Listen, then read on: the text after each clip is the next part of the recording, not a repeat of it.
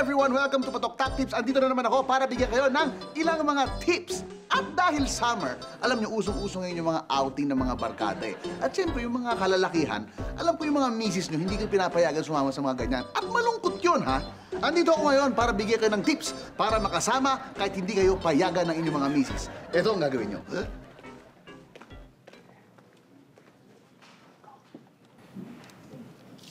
Ina ng signal, ah. May signal. Hoy, saan ka pupunta? Magpapahangin lang sa labas. Maglalakad-lakad lang. Tabako na, oh. Isuot lahat ng kailangan mong isuot para sa outing dahil mahalata ka ni misis pag may dala kang bag. At pagdating mo sa resort... Tol! Dennis! Ayan, oh! Yeah! Ayos! Oh, buti nakasama ka sa outing natin. Siyempre naman, ano ba kayo? Papalagpasin ko ba naman to?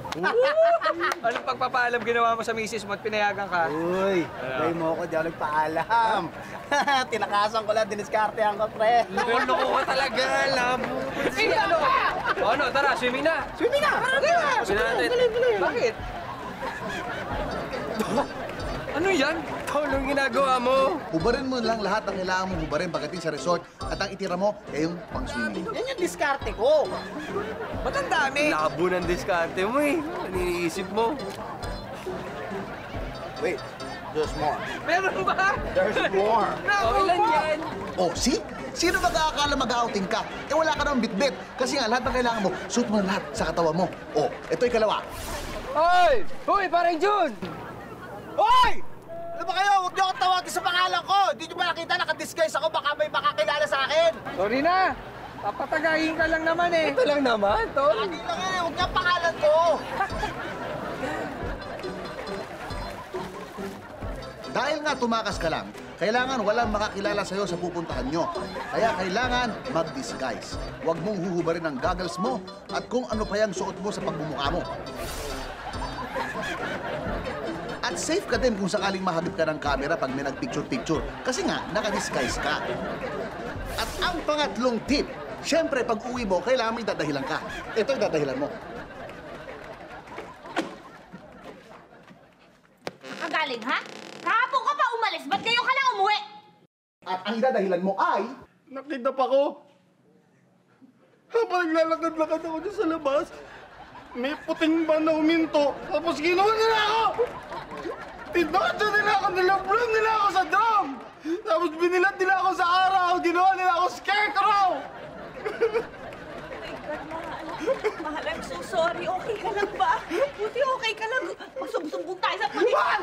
Tawag tayo ng pulis! Wag ang gagawin ka! Bakit? Magkabalikan nila tayo! Okay, sige. Magpapahinga lang ako! Okay, sige. Gusto mo ba ng soup? Mamasahihin kita. Gusto mo? Halika dito. Kawawa ka naman. Diyos ko, buti na lang. Ganyan lang. O, di ba? O, di ba? Nakapag-outing ka. Lusot na lusot, di ba? Ganun lang kasimple yun.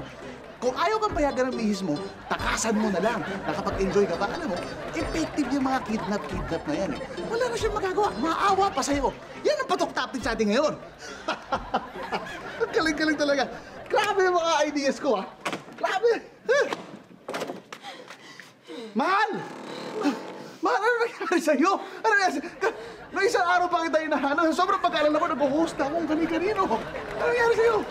Nakidnap ako, mahal. Nakidnap ka! Magsusumbong tayo sa pulis! Magsusumbong tayo sa pulis! Hindi na, wag na. Baka balikan nila tayo. Ha? Okay ka lang ba? Gusto mong gumawa kita ng soup? Ano gusto mong gawin natin? Ano gusto mong gawin Gusto ko lang magpahinga. Sige. Dito na tayo. Magpahinga ka lang, ha? Grabe, alala ako sa'yo. Buti okay ka lang. Maglulutuan kita ng soup. Maglulutuan kita ng soup.